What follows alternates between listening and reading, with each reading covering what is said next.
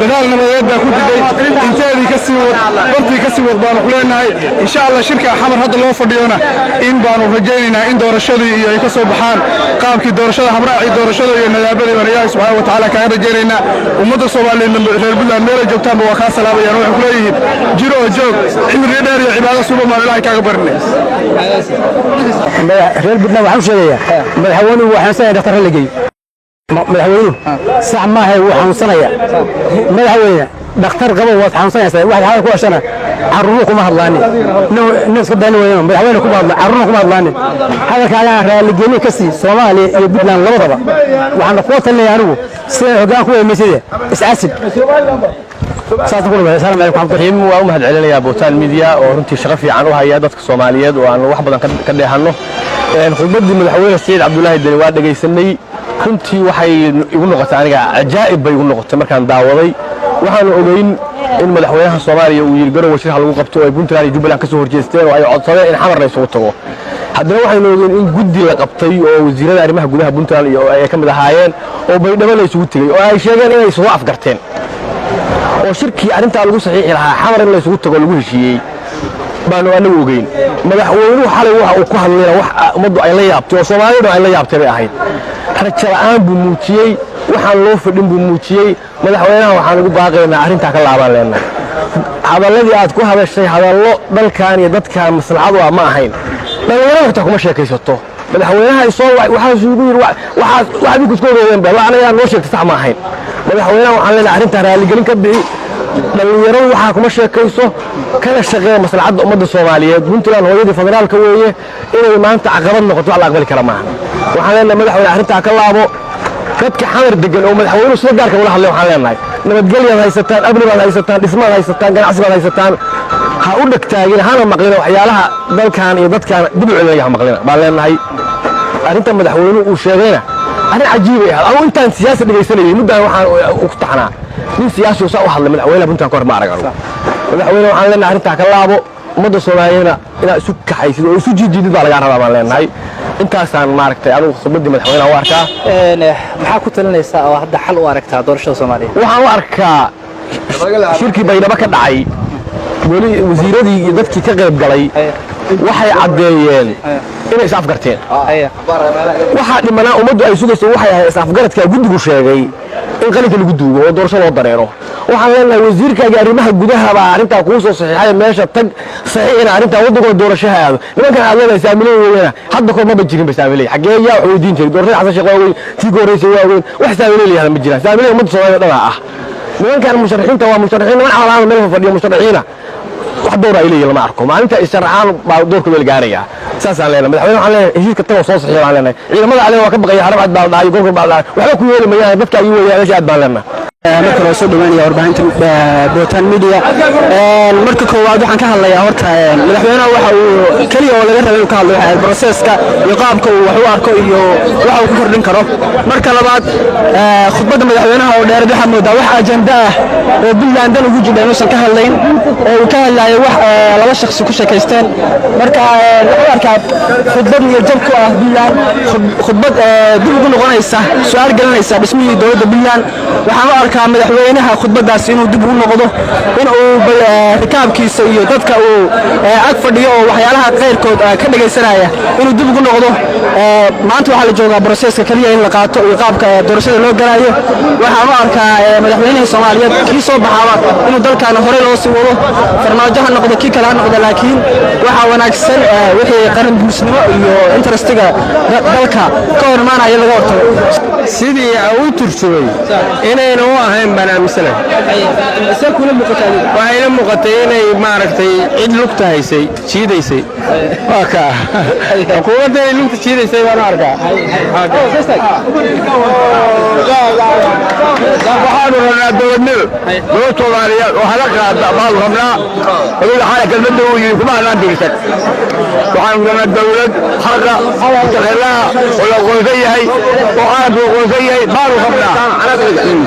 rabnaa wixii waxaanay ku hadlay de wax la qaadan karo maaha wax la qaadan karo maaha dowladda waynu shirka galnaa waynu dowladda wax ka qayb qabanaa waynaynu dowladda markayna qaadanaa waynaynu tagnaa dowlad xaqaanu rabnaa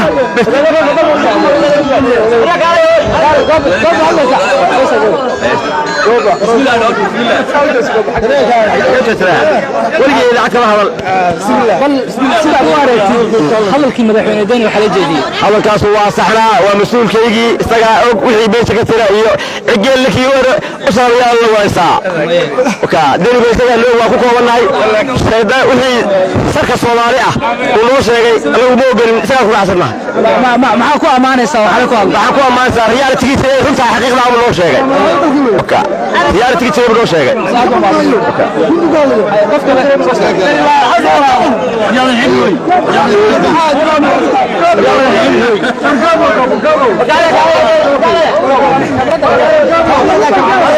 مين كسر البوتان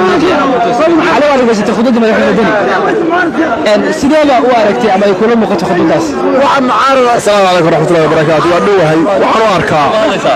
وأنا المسؤول أبوها ومسؤول كبلان ومدحوين بلان لكن حقيقة مركب الله كما قنعن خطبة وسيدة يا حالي مدحوينها بلان كما قنعن ومدحوين بلان وحبلان بمثلا إنه دين يسوون نقضه وكفير صلو ودتك يدلك ومسؤول كيهاي وكفير صلو وودك وآنو يسوي آنو لدك تشيرين وودك آنو دبدع آنو كريدين ودور شغل وقبته دن قارة ويقول لك هذا الكيس معناها دن قارة دن إذا كارك واي شخصيات بتاعنا لكن دن السلام عليكم ورحمة الله وبركاته.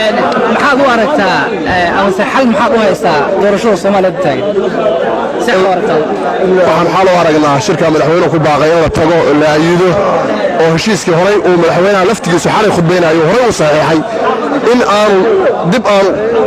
u noqonayn kii uu saxiixay baa haddeer loogu yeerayaay inuu fuliyo oo la wacdayo maahe ninka raaga mar baa wax ka dhacaanin hadduu horay uu saxiixay oo maxaan ku rahay isagoo dhammaystiran uu saxiixay uu galay inuu maxaan ku rahay uu dhammaystiran baan u aragnaa ama asanta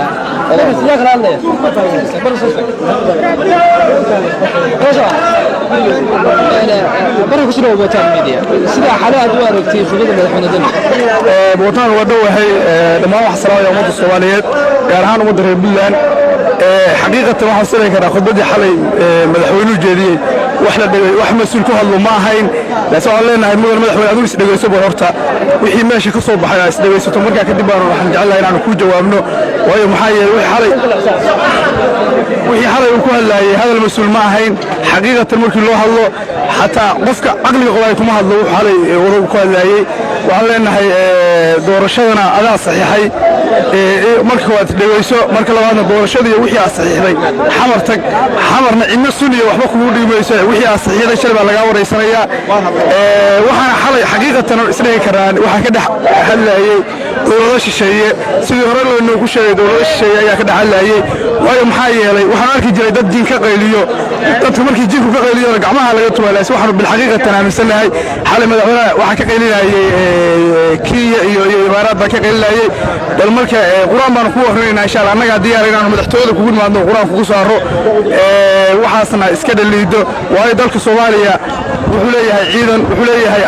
astaantii qaranka soo noqotay waxaa madaxweyne Maxamed Cabdullaahi Maxamed Farmaajo ka raali gelinayna hadaladii xalay ka soo gaaray mas'uulka iyaga aad iyo aad baan kaaga raali gelinaa kuma cuntato adoo madaxweyne qaranka adoo raadinayay dantii ummadda Soomaaliyeed in lagu dhaho dan khaas u raadinaya dan qabiil buu raadinaya taa waxaan u aragnaa nasiib darro kuma noqono kumana raacsanin shacabka reer Puntland dhammaan afkaartooda waa gudbinayaan waa baqayaan annagu waxaan leenahay xaqiiqatan ma baqayno runtaanu sheegaynaa runtaanu ku dhimanaynaa mudane madaxweyne joog oo soo noqo 4 sano soo socotana soo noqo 25 sano oo soo socdana insha Allah adigaanu kaaga rajaynaa Ilaahay subxaanahu wa ta'ala ku soo celiyo kaana insha Allah waxyaalaha la sheegayo la tabanayona waxyaalaha la tabanayo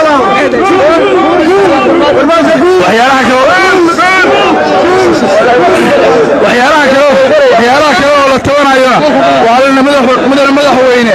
horay baa awalba dadaal baa ku jiday dadaal nabadeed baa ku jiday inteedii ka sii wad bartii ka sii wad baanu ku leenahay insha Allah shirka xamar hadda loo fadhiyona in baanu rajaynaynaa in doorashadii iyo ay ka soo baxaan qaabkii doorashada habraaci doorashada iyo nadaabadii Ilaahay subxaanahu wa ta'ala kaaga rajaynaynaa ummadda Soomaaliyeed reer Puntland meel joogtaan waa ka salaamayaan waxay ku leeyihiin jiro joog cimri dheer iyo cibaado suuban Ilaahay kaaga barnay bismillaahir rahmaanir rahiim aad iyo aad baan magacay waa Maxamed Askar Cumar waxaan ku magacay Suudaan Shiine khudbadii xaalay runtii waxaan u arkaa inay ahayd khudbad taariikhi ah khudbad taariikhi ah oo taariikhda gashay oo ummadda waxyaabo badan oo ka dahsoonaa ummadda Soomaaliyeed ka dahsoonaa mid indhaha u furtay inay ahayd baan yaan aaminsanahay waxyaabo badan oo qarsoonaa oo dadku muddo kaga jiray ayuu xalay madaxweynuhu qaaxay marka waxaan isleeyahay khudbad meesheeda dhacday bay ahayd ummadda Soomaaliyeedna mid ay maxay ahayd ay wax ka faa'iidi doonto khudbadii xalay ayay noqonaysaa waxaan u arkaa waxyaabo badan oo mugdi ku jiray inuu qeexay waxaan u arkaa in ummadda iftiinkeeda iyo horumarkeeda xalaytu iftiimiyey dadka ummadda lagu sii ridahayeen inuu maxay ahayd xalayta ka badbaaday baan aaminsanahay waxaan rajaynayaa dad badan oo laablakac oo aan qorshaysnayn isaga qayl yahay inay khudbadda xalay madaxweyne markay dhageysan ay ka tanasuli doonaan waxyaabihii hore aragtidooda ay ahayd sababtoo tahay nin dee ku faanahaya xalay dadaal baan qaado Soomaaliyeed baan leeyahay miyaa darbiga soo daatay sideedii baan dhacday maalinkii eekeed baa la gaaraya maxaa aragtay nin nooca ku qodan dimuqraadiyad iyo horumar iyo dad Soomaaliyeed midna aan haynin baa xalay warasay runtii aan u arkaynay shakhsiyan kulli aan u arkay aragtida madaxweynaha